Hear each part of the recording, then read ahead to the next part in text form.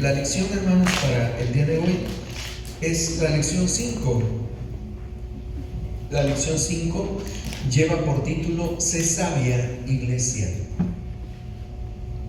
Estamos estudiando la dimensión pastoral del Apocalipsis, donde se encuentran los mensajes a las 7 iglesias.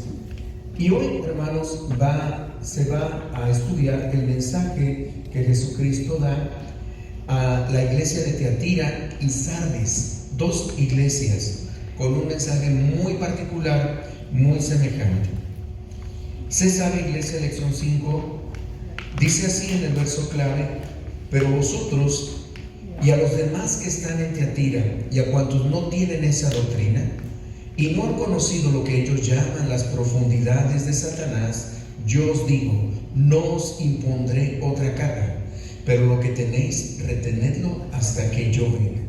Apocalipsis 2, versos 24 y 25. ¿Estamos ahí? ¿Tienen su cuaderno? El objetivo de la lección es explorar las cartas a las iglesias de Tiatira y Sardis, poniendo énfasis en buscar el Espíritu Santo para obtener sabiduría. Miren, hermanos, cuando yo leí esta porción de la Escritura y también la lección, me quedé con la impresión de que a veces nosotros en la iglesia pecamos, y yo no creo que nada más en la iglesia de Dios, sino en la mayoría de las iglesias, pecamos de ser muy ingenuos, de no verdaderamente filtrar muchas cosas, creer a todo lo que se escucha, adentro, fuera de la iglesia, sin probar los espíritus si son de Dios. Entre todos los dones, hermanos, que el Señor da a su iglesia, se encuentra el de discernimiento de espíritus, el de sabiduría también, el de inteligencia, de probar los espíritus si son de Dios. Una característica que tenía la iglesia de Éfeso, recuerdan el primer mensaje que da el Señor a las iglesias, es a la iglesia de Éfeso. La iglesia de Éfeso tenía muchas características positivas, tenía mucho activismo religioso y tenía una característica que no se vuelve a mencionar en ninguna de las 7 iglesias. ¿Cuál era esa?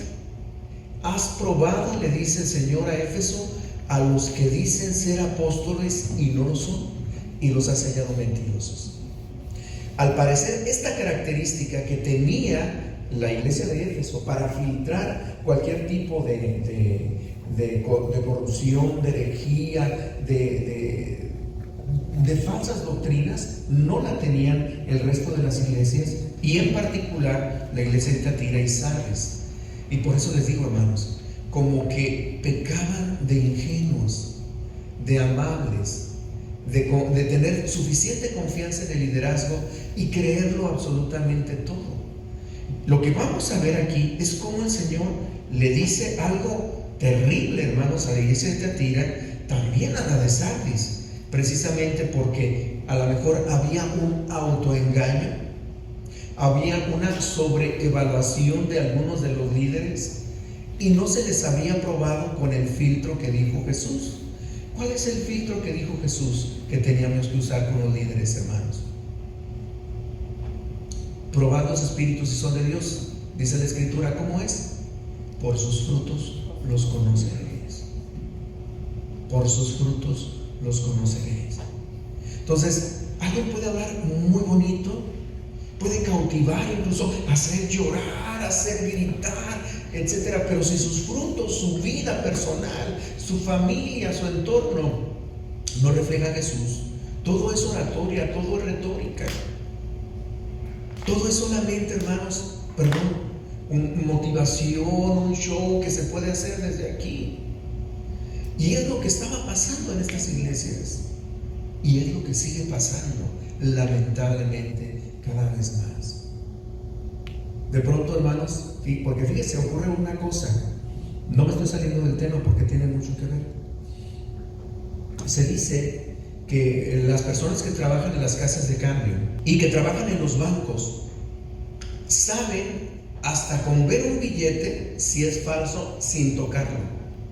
Perciben, incluso saben por el color, Saben incluso por el tamaño, no se diga cuando lo tocan, saben la textura, el tipo de papel.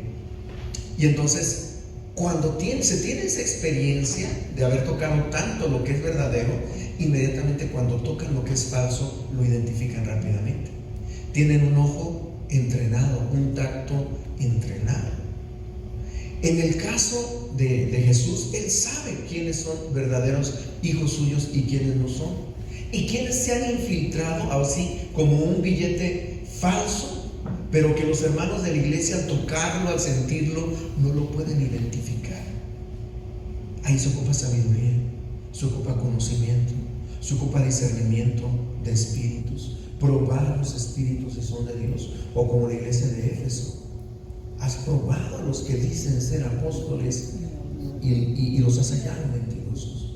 Era difícil de engañar la iglesia de Éfeso, pero los que sí cayeron, hermanos, por falta de sabiduría, fue la iglesia de Tiatira y la iglesia de Sardis. Una en autoengaño y otra permitiendo que una mujer usurpara el liderazgo y hiciera cosas aberrantes en medio de la iglesia.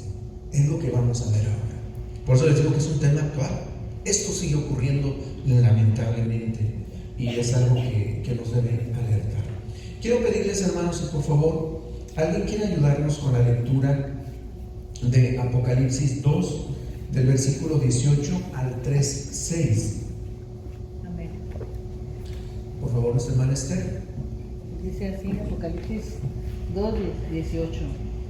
Y escribe el ángel a la iglesia en Tiatira, el Hijo de Dios, el que tiene ojos como llama de fuego y pies semejantes al bronce bruñido, dice esto: yo conozco tus obras y amor y fe y servicio y tu paciencia, y que tus obras postreras son más que las primeras, pero tengo unas pocas cosas contra ti, que toleras que esa mujer Jezabel, que se dice profetiza, enseñe y seduzca a mis siervos a fornicar y a comer cosas sacrificadas a los ídolos. Y le he dado tiempo para que se arrepientan, pero no quiere arrepentirse de su fornicación. He aquí, yo la arrojo en cama y en gran tribulación a los que con ella adulteran, si no se arrepienten de las obras de ella. Y a sus hijos heriré de muerte, y todas las iglesias sabrán que yo soy el que escudriña la mente y el corazón, y os daré a cada uno según vuestras obras. Pero a vosotros y a los demás que están en Tiatira, a cuantos no tienen esa doctrina y no han conocido lo que ellos llaman las profundidades de Satanás, yo os digo, no os impondré otra carga. Pero lo que tenéis, retenedlo hasta que yo venga. Al que venciere y guarde mis obras hasta el fin, yo le daré autoridad sobre las naciones, y las regirá con vara de hierro, y serán quebrantadas como vasos de alfarero, como yo también la he recibido de mi Padre.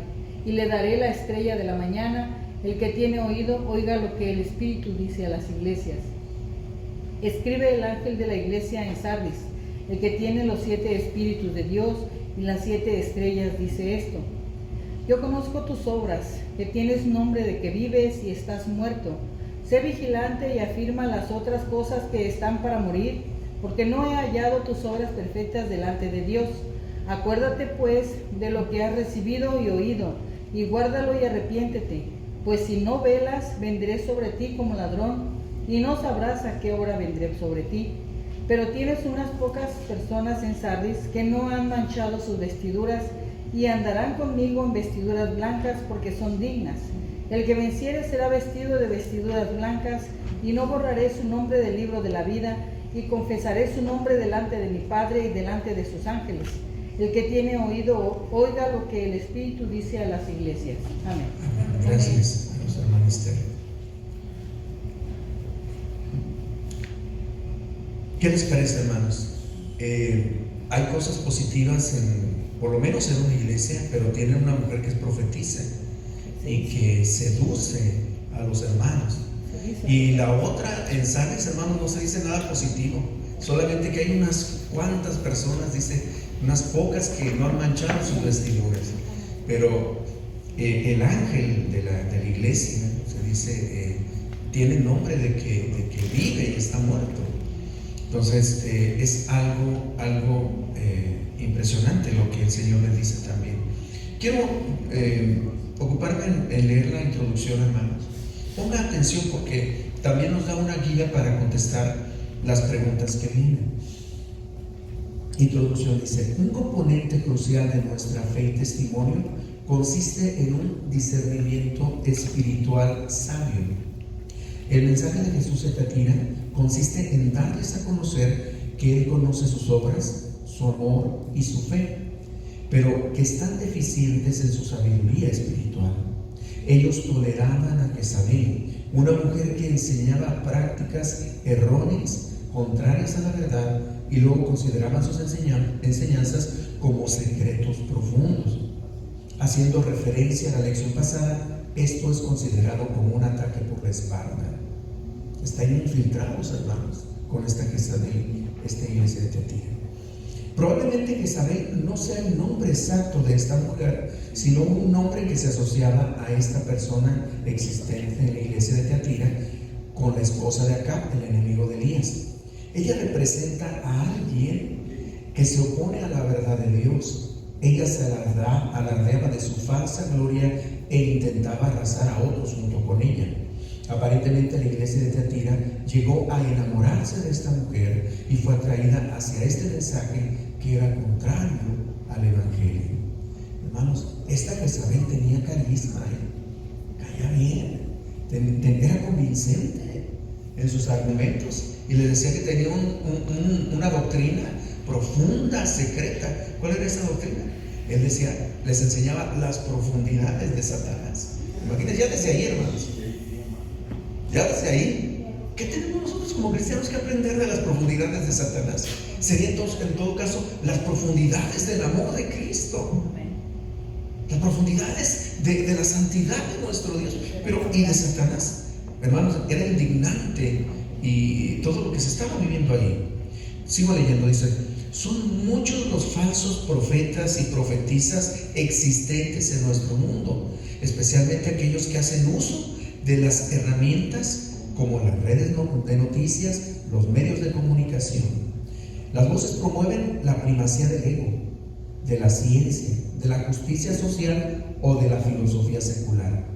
Ellos desestiman el evangelio y sugieren que hay asuntos más importantes y más profundos que necesitan ser abordados, ignorando que es Dios quien sostiene el universo mediante el poder de su palabra. Ellos se quejan del inminente y trágico final de la civilización humana, ignorando la moralidad de la palabra de Dios. Ellos promueven estilos de vida alternativos y una libertad que insta a hacer cualquier cosa que se sienta bien hacer en el momento, ignorando la singularidad de lo que Dios quiere que sean. Ellos quieren cambiarse a sí mismos hacia algo que no son. Y finalmente, ignorando la fe en Jesús, ellos ponen la esperanza en las armas, el dinero o en cualquier otro lema de libertad. Así está el mundo, hermanos. La cultura, las filosofías, las ideologías, el marxismo, neomarxismo, todo lo que ahorita se habla de justicia social, el indigenismo, la migración, el tener refugiados sin restricciones en los países, todo está poniendo en caos, hermanos. El aborto, el feminismo, la deconstrucción de la masculinidad. Hay tantas cosas que hoy se nos venden como lo mejor y lo más bueno para el ser humano y se dejan los principios bíblicos. Estos son los Jezabeles que a veces se quieren meter en la iglesia y que lamentablemente a veces lo logran.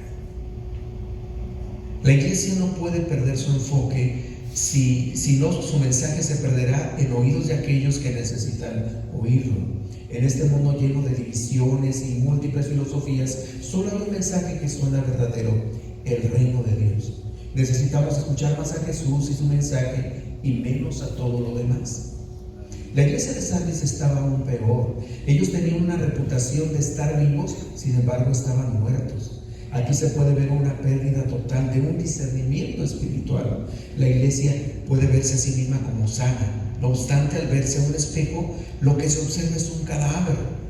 Un autoexamen es un elemento esencial para la iglesia de Sardis. Jesús le dice: despierta, aún has completado la tarea que se te encomendó. Tú tienes que ser voz de Jesús, pero todo lo que oigo es un ronquido. Levántate, ocúpate en algo, sé sabio. Jesús dice: oíd lo que el Espíritu dice a las iglesias. El Evangelio no es obra nuestra. No fuimos nosotros quienes lo iniciamos o lo inventamos. El Evangelio es dado por Dios. El Espíritu Santo es quien nos provee del conocimiento de la mente de Dios.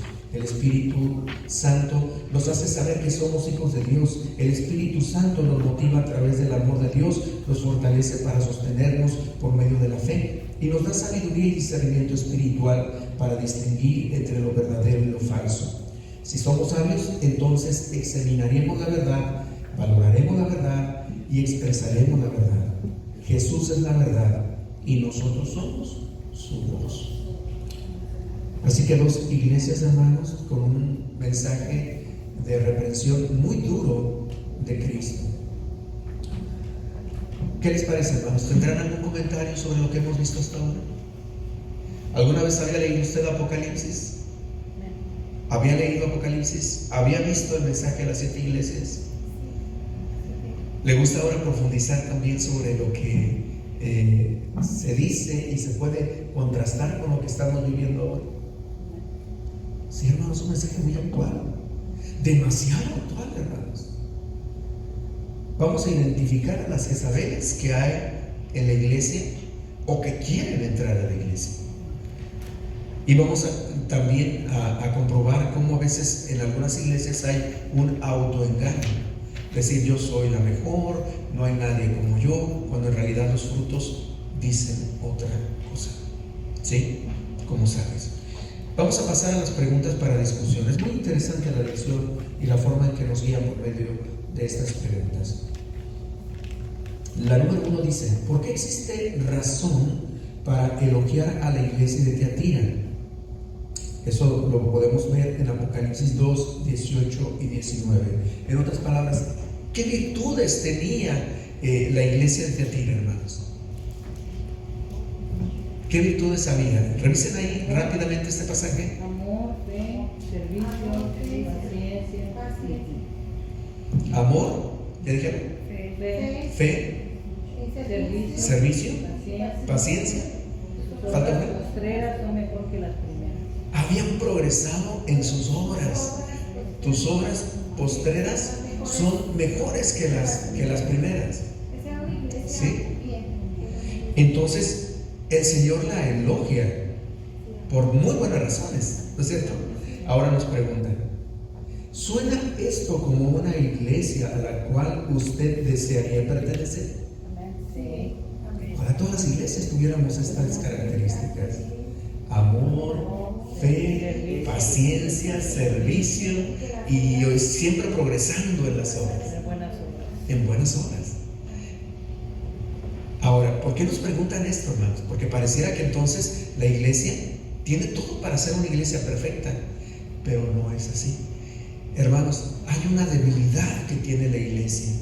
¿Cuál es? Ya por lo pronto les dije, si lo contrastamos con la iglesia de Éfeso, en Éfeso sí había hermanos y líderes muy especiales que probaban a los que decían ser apóstoles o líderes o profetas o lo que fuera, para ver si eran de Dios, y los hallaban mentirosos. Tenían un filtro, hermanos.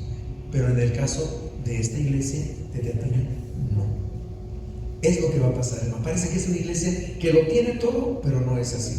Vamos a ver qué dice la número 2. ¿Quién es Jezabel? ¿Recuerdan lo que se dice de Jezabel? Apocalipsis 2, del 20 hasta el 25. ¿Alguien lo quiere leer nuevamente? ¿Qué se dice de esta Jezabel que había en Tiatira? Amén. Hermana Lupita, por favor. Dice: pero tengo unas cosas contra ti, que toleras que esa mujer Jezabel, que se dice profetiza, enseñe y seduzca a mis siervos a fornicar y a comer cosas sacrificadas a los ídolos. Y le he dado tiempo para que se arrepienta, pero no quiere arrepentirse de su fornicación. He aquí yo la arrojo en cama y en gran tribulación a los que con ella adulteran, si no se arrepienten de las obras de ella. Y a sus hijos heriré de muerte, y todas las iglesias sabrán que yo soy el que escudriña la mente y el corazón. Y os daré a cada uno según vuestras obras. Pero a vosotros y a los demás que están en Tiatira, a cuantos no tienen esta doctrina y no han conocido lo que ellos llaman las profundidades de Satanás, yo os digo, no os impondré otra carga, pero lo que tenéis, retenedlo hasta que yo venga. Amén. Amén.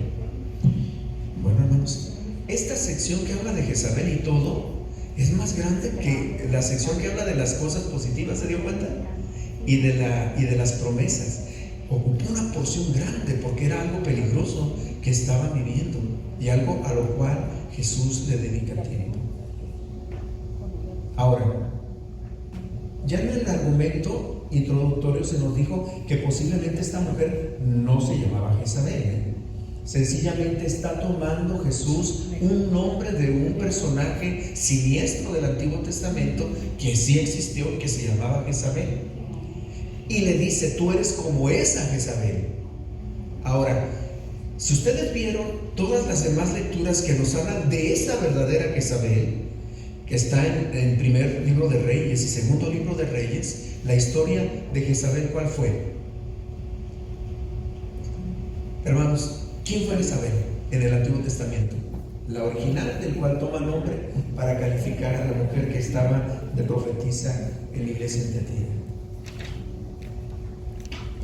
Preguntas, hermanos. ¿Era del reino del norte, del reino de Israel? En tiempo del profeta Elías, ¿recuerdan? Era esposa de un rey. ¿Recuerdan cuál era el rey? ¿Por el que se casó?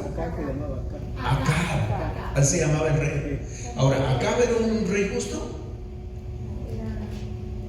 Si su esposa era Jezabel, imagínense. No, hermano, era perverso, era malo. Y era enemigo del pueblo de Dios. Miren, la historia es así. En realidad, Jezabel no era parte del pueblo de Dios. Ella era extranjera, era hija de un rey, del rey de los Sidonios.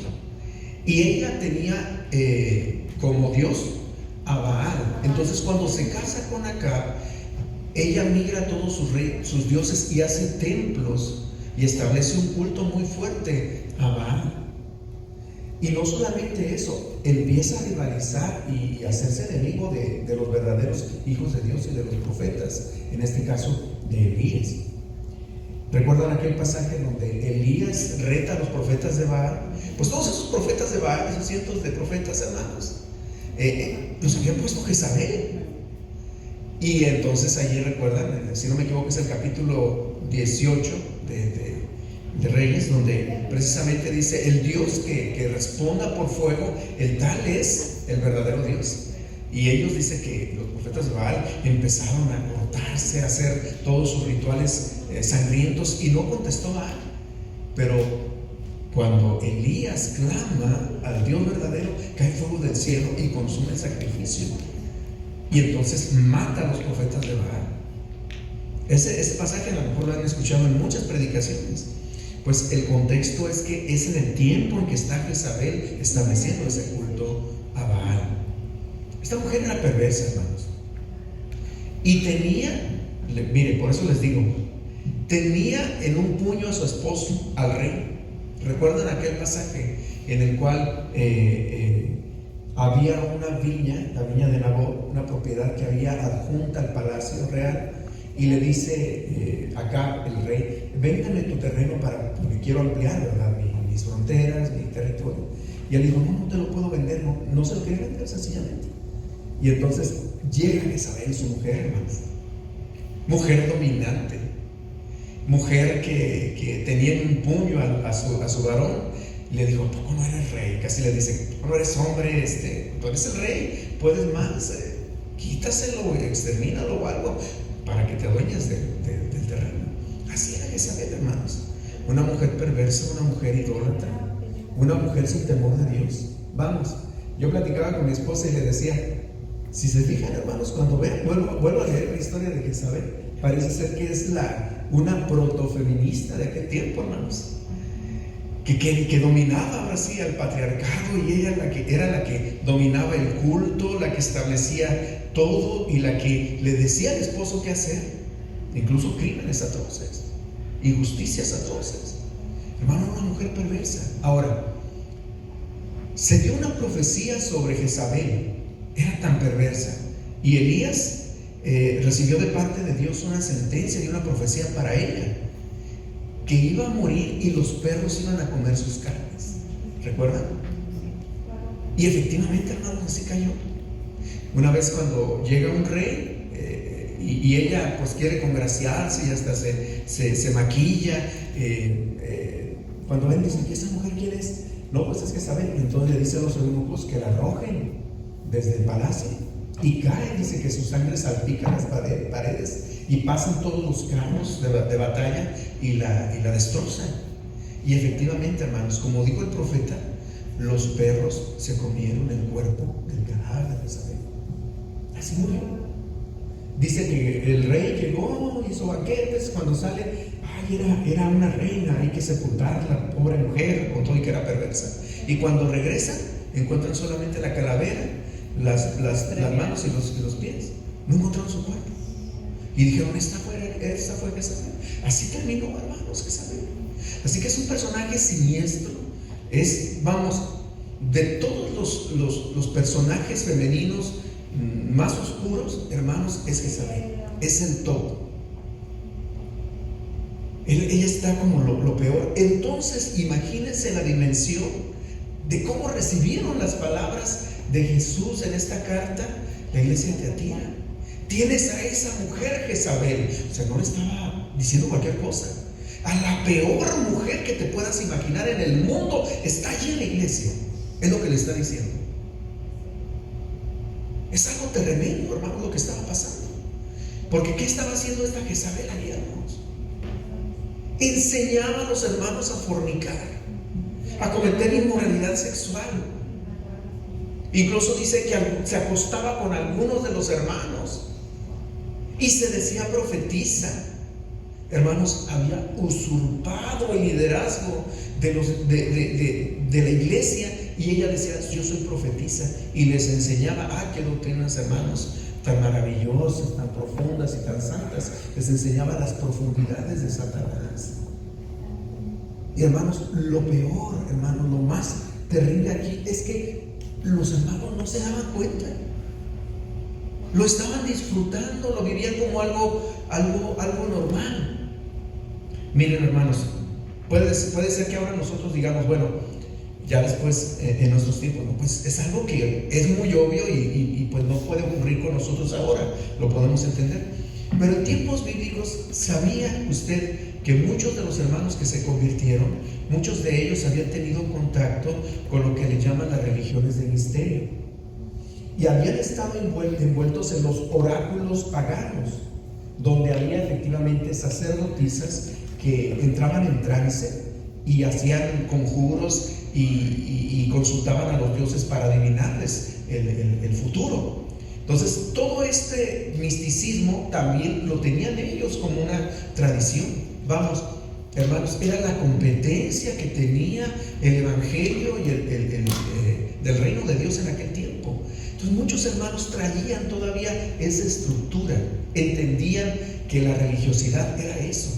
De tal suerte que cuando llega una mujer que se parece mucho en su manera de conducirse a esas sacerdotisas de los cultos paganos, que casualmente también, hermanos, eran mujeres que se prostituían con los fieles, era también, hermanos, un atrayente para mucha gente.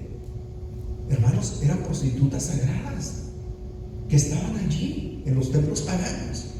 Entonces los fieles podían estar allí con esas mujeres agraciadas, y entonces pues el culto florecía. Ellos conocían en aquel tiempo algo parecido, de tal suerte que si alguien entra y les ofrece algo parecido, pero cristiano, entonces lo abrazan y dicen, no, pues es profetisa. Y también entra en trance seguramente, como en los oráculos de Delfos, las sacerdotisas. Entonces tenía mucha influencia y los había convencido, hermanos, de tantas cosas. Creo que esta es una de las preguntas más importantes de la lección, porque aquí nos dicen después, ¿De qué manera mantenemos nuestro enfoque en el Evangelio y resistimos al llamado atractivo de aquello que es considerado nuevo o profundo? En otras palabras, hermanos, ¿podemos nosotros identificar a las Jezabeles modernas? ¿Podremos? Hermanos, tenemos que afinar nuestros sentidos. Hermanos, no es fácil. Hay que estar al día, hay que leer la Escritura, hay que estar en comunión con Dios. Hay que conocer la cultura, cómo está y cómo está, hermanos, tratando de influir en el cristianismo. Ya les he platicado con los temas que hemos visto sobre el Sermón del Monte. Cosas que antes ni uno se imaginaba que pudieran ocurrir, están ocurriendo. ¿Y por qué? ¿Sabe cuál es una Jezabel moderna, hermanos? Yo tengo mucho celo por esto y tengo que estudiar al respecto para advertir y para filtrar todo esto. Una Jezabel moderna, ¿sabe cuál es? La ideología de género, la teoría de género, todo lo que es perspectiva de género. ¿Por qué? ¿Usted se imaginaba que en algún tiempo en la historia de la iglesia cristiana iba a haber a un transgénero como líder de una congregación cristiana? ¿Que se le iba a ungir? ¿Que se le iba a exaltar como presbítero, como pastor, siendo transgénero o siendo homosexual? Pues eso está ocurriendo, hermanos. Hay Jezabeles modernas, filosofías que se están infiltrando y nadie dice nada. Parece ser que es algo moderno, algo actual. Ahora le llaman algo contextual, es evangelismo contextual. Hay que hacer que el evangelio vaya. Hermano, no se puede negociar con estas cosas. Es tan solo un ejemplo. La política, hermanos. Hoy, lamentablemente, muchas teologías modernas están manchadas por el marxismo, el neomarxismo, por el socialismo y el comunismo. Y hoy se habla de justicia social. En la lección también se habló de eso. Hay filosofías y Jezabeles que hablan de la justicia social. Y entonces, hermanos, empiezan a comulgar con la política, empiezan a tratar de cambiar el evangelio, hermanos, por una causa social. Hermanos, la iglesia no es una institución social de ayuda nada más. Nosotros fuimos llamados a predicar el evangelio. El amor al prójimo y el servicio viene después de que la persona ha recibido a Jesús. Es nuestra principal misión. ¿Se dan cuenta? No somos una organización de beneficencia. Somos una iglesia que anuncia el evangelio. A eso nos mandó el Señor, predicar el evangelio. Para que las personas sean transformadas. No para que las personas vivan de la iglesia, sino para que aprendan a trabajar y ser autosuficientes. Eso sí dice el evangelio. Y sin embargo ahora nos quieren vender otra cosa. Hay muchas Jezabeles, hermanos, que también se introducen. Ya hablamos del evangelio de la prosperidad, la teología de la liberación. Hay muchas cosas que, si no tenemos afinado nuestro corazón y no nos damos cuenta, pudiera ser que a veces las estemos estudiando, las estemos valorando como algo que puede ser positivo. No somos una institución de beneficencia pública, somos una iglesia. Nuestros valores y nuestra misión está bien definida.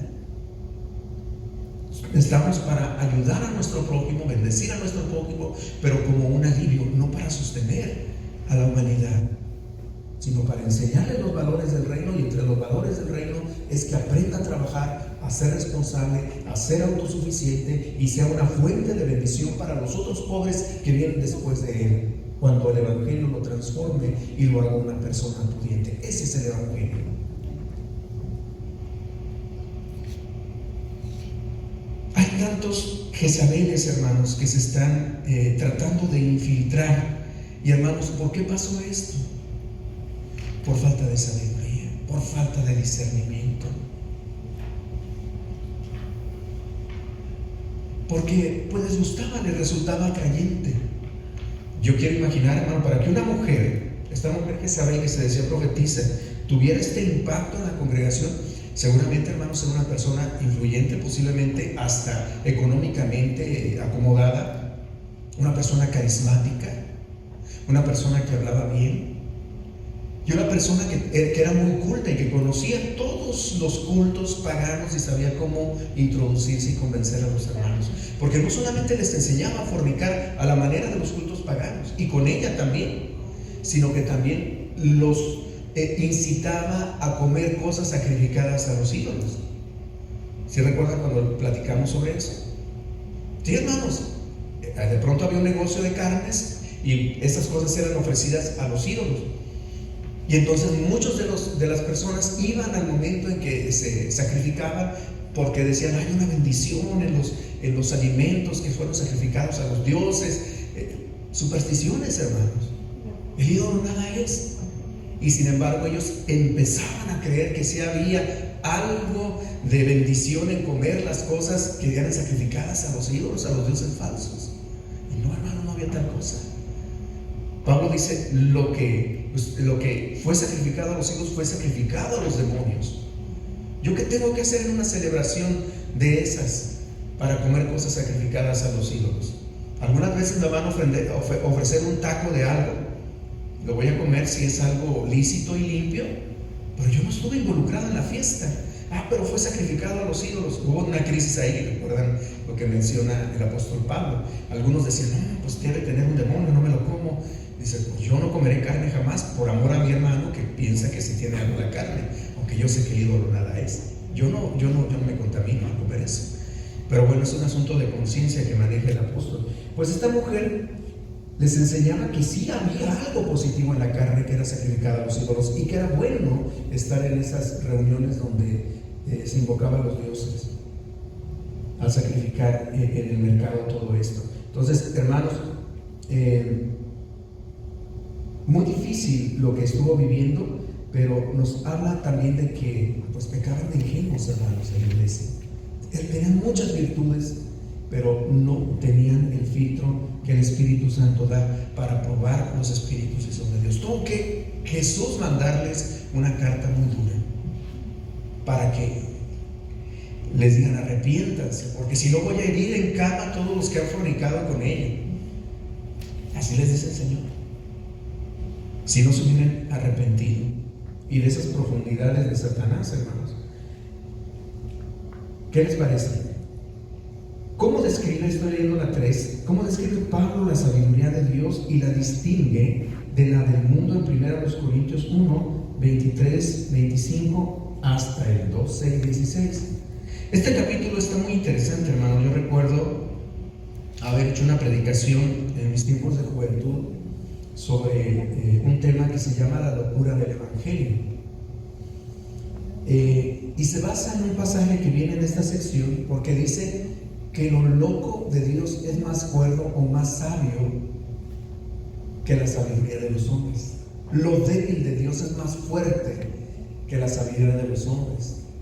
Y empieza a decir el apóstol Pablo que en realidad nosotros no somos ni muy sabios ni muy cultos, porque lo necio del mundo escogió Dios para avergonzar a lo sabio y a lo fuerte. Y que la sabiduría de Dios es más grande que la sabiduría de los hombres. Que Dios quiso salvar al mundo, y ahí es donde yo le puse título a ese tema, por la locura de la predicación. Porque para los griegos que eran filósofos, el Evangelio es locura. Pero para nosotros los creyentes, dice Pablo, es sabiduría y poder de Dios. El Evangelio. De eso habla, hermanos, de que en realidad lo que el mundo no valora y que a nosotros nos hace latir el corazón, arder nuestro corazón, hermanos, es algo grande, el Evangelio. Y nos preguntan, hablando de esta sabiduría de Dios, ¿qué contraste hay con la sabiduría del mundo, hermanos? Una sabiduría una completa diferencia. La sabiduría del mundo es humana, la sabiduría de Dios es divina, es eterna. Pareciera ser que el Evangelio es algo muy simple, es un engaño o algo así, pero sabemos nosotros que en realidad es la verdadera sabiduría, la sabiduría que viene de lo alto. ¿Podría este entendimiento haber ayudado a la iglesia de Tiatira? Ellos quisieron encontrar algo profundo en la sabiduría y los cultos paganos, y no era por ahí el camino, hermanos. Era conformarse con la sencillez del evangelio, de la sabiduría que viene de lo alto. ¿Sí? Entonces, Pablo dice en algún momento: cuando yo fui a ustedes, no me propuse hablar con palabras de humana sabiduría, sino con demostración del Espíritu y del poder, para que vuestra fe no esté fundada en sabiduría de hombres, sino en el poder de Dios. Así es el poder del Evangelio, no por palabras, hermanos, sino por demostración del Espíritu y del poder. Es lo que dice el apóstol. Entonces, cuando se tiene hermano, se puede filtrar todo. Se puede evaluar y decir: esto me huele. Algunos hermanos, fíjense, yo platico con algunos hermanos líderes también, y digo: oye, leí yo esto, me llegó esta literatura, vi este programa, oí este predicador, de pronto me huele a esto. Presumo que como que están leyendo de esto, de ideología de género, nos quieren introducir feminismo, algo así. Y dicen: estás paranoico, ¿cómo crees? Estás imaginando cosas, no puede ser. Y conforme va pasando el tiempo, hermanos, lo compruebo. Y entonces un hermano me dijo: pareces profeta. Te voy a decir que eres profeta, porque observas esto. Hermano, no es tal cosa. Sencillamente hay que estar dedicando tiempo y estar al día en todo lo que está saliendo y se está ofreciendo al pueblo de Dios. Porque muchos pueden caer en la trampa en la cual cayó la iglesia de Tiatira. La número 4 dice: ¿qué clase de autoridad se le promete a aquellos que se sostienen en la verdad y no permiten ser desviados del camino? Esto se encuentra en Apocalipsis 2:26 al 29.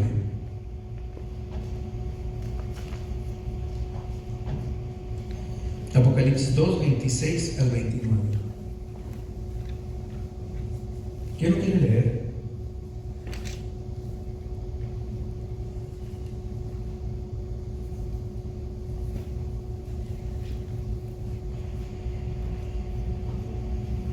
Adelante, nuestra hermana Unice va a leer.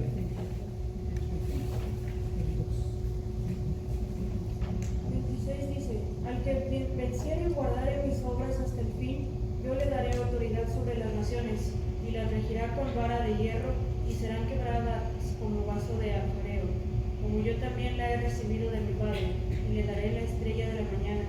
El que tiene oído, oiga lo que el Espíritu dice a las iglesias. Amén. Amén. ¿Qué clase de autoridad se le promete a aquellos que se sostienen en la verdad y no permiten ser desviados del camino? Aquellos que le van a dar la espalda a Jezabel, se van a dar cuenta, dice: ¿qué les va a dar el Señor? La estrella de la mañana. La estrella de la mañana. Pero les va a dar, ¿qué más? ¿Qué dice la primera parte del pasaje? Yo les daré autoridad sobre las naciones. Les va a dar autoridad. Sí. Yo recuerdo un pasaje en los evangelios cuando Pedro le dice al Señor: nosotros hemos dejado nuestro trabajo, nuestra casa, nuestra vida por seguirte, hemos renunciado a todo. ¿Qué tendremos en el reino? Le dice: ¿qué pues tendremos? Y Jesús les prometió y le dije: cada uno de ustedes que son 12 van a regir o van a gobernar en el reino a una de las 12 tribus de Israel. O sea que va a haber posiciones de gobierno en el reino, y ya las 12 tribus van a ser regidas por los apóstoles. Pues aquí también, en ese sentido, también dice: al que venciere también se le va a dar autoridad, así como la tiene Jesús, delega autoridad sobre sus súbditos para que también gobierne. Ahora, ¿por qué será, hermanos? ¿Por qué será que aquellos que descubren quién es Jezabel, se dan cuenta, tienen discernimiento, se les da autoridad sobre las naciones y hasta la estrella de la mañana? ¿Por qué? ¿Por qué creen? Porque tienen discernimiento, hermanos. Para gobernar, para regir, para juzgar, se necesita discernimiento, se necesita inteligencia, sentido común, celo. Y esto es lo que los evalúa para finalmente decir, pues tú puedes gobernar sin ningún problema. Tienes autoridad porque puedes distinguir entre lo bueno y lo malo, juzgar las cosas de manera justa y honesta. Pero aquellos que estaban adorando, acostándose con Jezabel, aquellos que comían las cosas sacrificadas a los ídolos, hermanos, y estaban estudiando las profundidades de Satanás, ¿el Señor les tiene confianza para darles gobierno en el reino? De ninguna manera, hermanos, no están calificados. Por eso el Señor termina de esta manera el mensaje a la iglesia de Tiatira. Hay una recompensa para aquellos que tienen discernimiento, que tienen buen juicio. Van a regir, dice, igual como yo he recibido de mi Padre el reino para poder gobernar. Y se le dará la estrella de la mañana. Y nos preguntan, ¿cuál es esa estrella de la mañana también? ¿Por qué dice el Señor al final que le daré la estrella de la mañana? Hermanos, significa gloria. Significa que va a ser un gobierno, y va a ser un gobierno glorioso, alto, también que se distingue así como la estrella, ¿sí?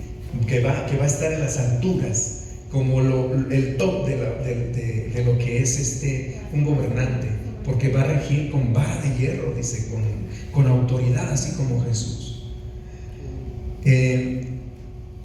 La número 5, ya estamos por terminar, dice, se nos dice que la iglesia de Sardis tiene una buena reputación, sin embargo está muerta. Ahora ya dejamos la iglesia de Tiatira, vamos a la de Sardis. También es un mensaje muy fuerte. Tiene buena reputación según ella, sin embargo está muerta. ¿Por qué? ¿Cómo puede suceder esto? ¿Qué dice Apocalipsis 3:1-3, donde se habla de esta exhortación de Jesús? Voy a leer, miren, 3:1-3. Escribe al ángel de la iglesia en Sardis, el que tiene los 7 espíritus de Dios y las 7 estrellas, dice esto: yo conozco tus obras, que tienes nombre de que vives y estás muerto. Sé vigilante y afirma las otras cosas que están por morir, porque no he hallado tus obras perfectas delante de Dios. Acuérdate, pues, de lo que has recibido y oído, y guárdalo, y arrepiéntete, pues si no velas, vendré pronto sobre ti como ladrón, y no sabrás a qué hora vendré sobre ti. Yo les mencionaba en el argumento de inicio que este era un autoengaño de la iglesia de Sardis. Tenían tantas deficiencias, pero las ocultaban o las negaban. Creo que lo peor que puede ocurrir, hermanos, a un creyente es la negación. La falta de humildad de admitir que tenemos pecado, que tenemos alguna debilidad, que estamos luchando contra algo, que dependemos de Dios. Y al parecer, hermanos, esa característica que distingue a los hijos de Dios, de me equivoqué, hice algo mal, o estoy dejando de hacer algo, caer de rodillas, pedir perdón a Dios que nos ayude, ser humildes, tener, hermanos, nuestra resaca espiritual si hemos pecado, eso ya no lo tenía la iglesia de Sardis. Todo está bien, todo está perfecto. Dice, somos una iglesia viva, avivada, llena de tantas cosas buenas, cuando en realidad no era así. Jesús es el que le dice, es un autoengaño, es una soberbia lo que tú tienes. Estás lleno de ego, porque en realidad, aunque dices que vives, estás muerto, eres un cadáver. Y el Señor nos exhorta y dice, ¿y en qué consistía, hermanos? Dice, nos da algunas pistas del pasaje: no he hallado tus obras perfectas delante de Dios. Es lo que dice. No he hallado tus obras perfectas delante de Dios. Había pecado, había simulación, había pereza, había autoengaño, un autoengaño espiritual. Y el Señor lo ve y le dice, no estás actuando de manera correcta, tienes nombre de que vives pero estás muerto. ¿Cómo puede suceder esto? ¿Dónde se necesita sabiduría en el caso de esta iglesia? ¿Cómo saber, hermanos, cómo probar los espíritus? ¿Cómo saber si nos está cayendo en el autoengaño? ¿Cómo tener sabiduría para ello? Por los frutos, hermanos, es el filtro que Jesucristo nos ha dado siempre. Por sus frutos los conoceréis. Cuando se deja de tener fruto, y todo lo contrario, el fruto es pecado, es simulación, es religiosidad o puro activismo religioso, es un autoengaño también. por sus frutos los conoceréis. Se ocupa sabiduría, comunión con Dios. El Espíritu Santo, hermanos, dice el Señor, cuando venga el Espíritu Santo, nos guiará a toda verdad. El Espíritu Santo es el que nos va a revelar las cosas y nos va a decir nuestra condición y nos va a hacer ir de rodillas humildemente a los pies de Jesús. Cuando eso ya no se hace, si todo está bien, entonces cuidado, porque puede ser el virus que le entró a la iglesia también de Sardis. Decir que estaba vivo, pero en realidad estaba muerto. La última pregunta dice, ¿qué significa estar vestido de blanco? Esto se menciona, las vestiduras blancas, aquí mismo en el mensaje a Sardis, capítulo 3, verso 4 y 6. Leo: pero tienes unas pocas personas en Sardis que no han manchado sus vestiduras y andarán conmigo en vestiduras blancas, porque son dignas. El que venciere será vestido de vestiduras blancas, y no borraré su nombre del libro de la vida. Confesaré su nombre delante de mi Padre y delante de sus ángeles. Hermanos, esto casi es muy obvio y de sentido común. ¿Qué significa entonces las vestiduras blancas? Bueno, aquel que decía que estaba vivo y estaba muerto, ¿tenía vestiduras blancas? No. Pero dice, hay unas que no han manchado sus vestiduras y que andarán conmigo en vestiduras blancas. Entonces, ¿qué significa? ¿Qué es el contraste de aquel que decía que estaba vivo y estaba muerto y que sus obras no eran perfectas? ¿Qué significa? Vida. ¿Perdón? Vida. Lo blanco. Bueno, hermanos, cuando las novias se visten de blanco, ¿por qué se visten de blanco? La pureza. Tiene que ver igual con lo mismo, hermanos. No es que la Biblia le copió al vestido de la novia, es más bien las novias tomaron de la Biblia el término de pureza para la ceremonia, ¿no? Llega virgen, llega como una mujer pura que se va a entregar a su esposo, ¿verdad? Eso es lo que significa, ¿verdad? La vestidura blanca significa pureza, significa fidelidad, significa santidad. Pero también dice que lo que las hace blancas casualmente es la sangre también. Dice que han blanqueado sus vestiduras con la sangre del Cordero. De manera natural, la sangre, en vez de blanquear, mancha, ¿no? Y mancha con unas manchas difíciles de quitar, si no es que imposibles de quitar. Pues aquí nos dicen que el contraste es que esa blancura viene de la sangre, pero de la sangre del Cordero. Entonces también significa que son redimidos, que se mantienen justificados con vida eterna por parte de Jesús. ¿Qué les parece, hermanos, la lección? Muy interesante, ¿verdad?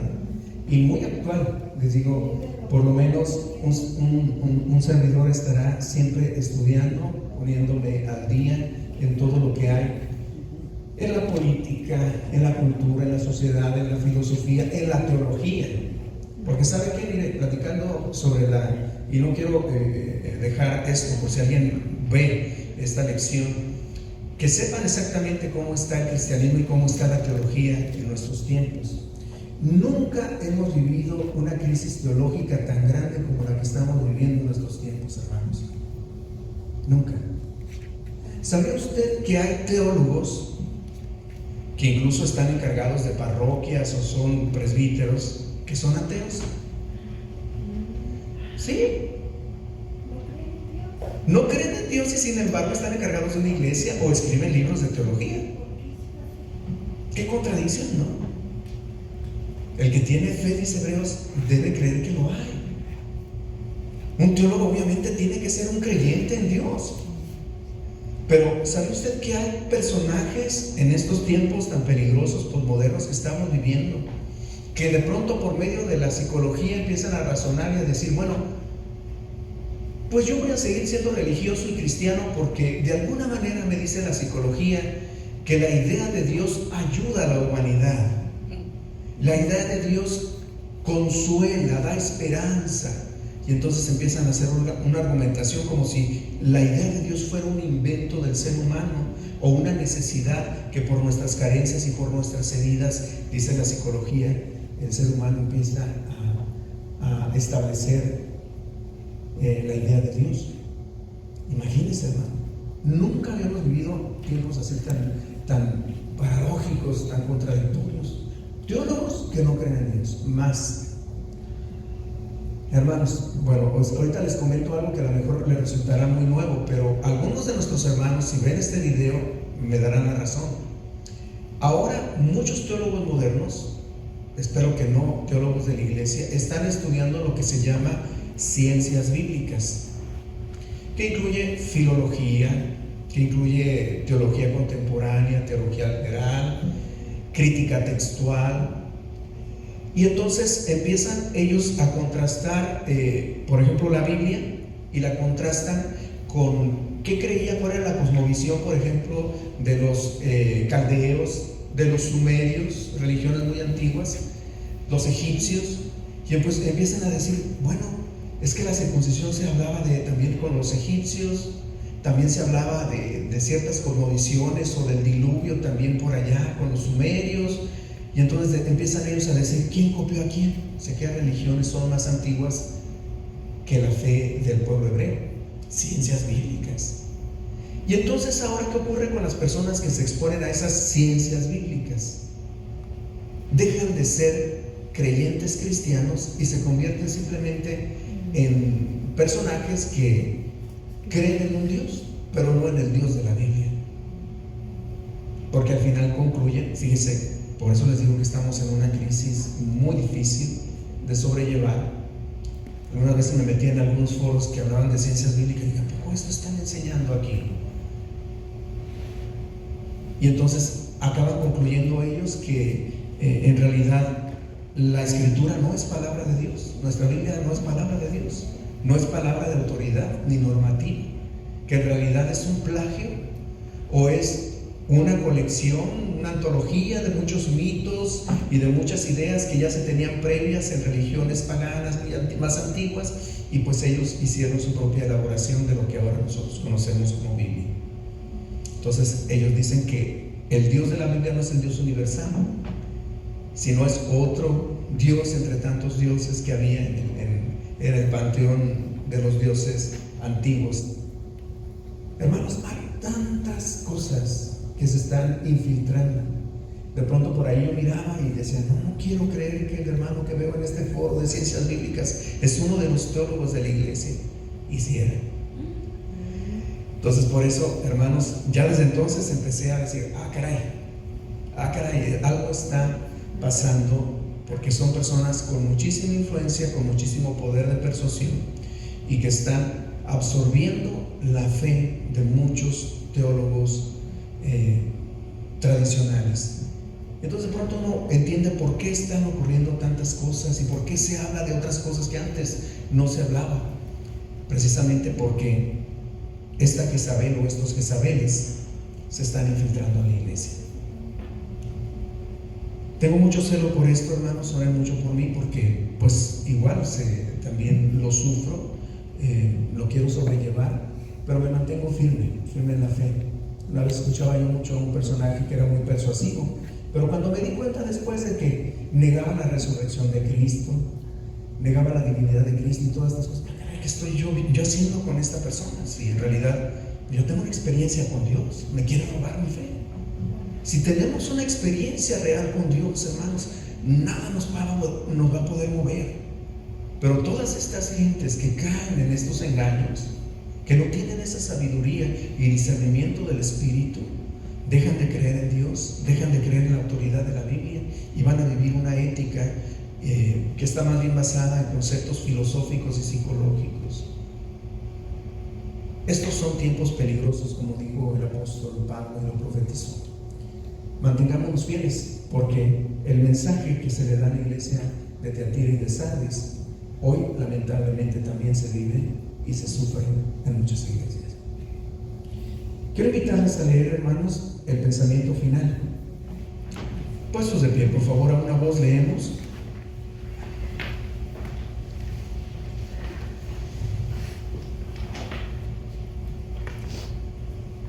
Hoy en el día la iglesia necesita sabiduría. Su origen no es un secreto y no proviene del mundo, sino que es proporcionada abundantemente por Jesús a través del Espíritu Santo y la palabra escrita. Jesús sostiene que si el ciego guiara al ciego, ambos caerán en el hoyo. Mateo 5:14. Si hemos de ser la voz de Jesús, entonces necesitamos sabiduría. De lo contrario, solo seremos guías ciegos que guían a otros hacia el mismo hoyo que es nuestra perdición. Que no sea así, hermanos. Normalmente siempre terminamos diciendo amén. No, esta vez no amén, hermanos. Que nunca sea eso y que nunca nos llegue a pasar. Amén. A lo mejor no seremos nunca un grupo muy grande o muy popular, porque pues el mensaje que lleva a la vida, dice, es estrecho. Pero mantengámonos el mensaje verdadero en el camino estrecho, la puerta estrecha, porque es el mensaje y es el camino que lleva a la vida. Amén. Terminamos, hermanos, pasa a vosotros.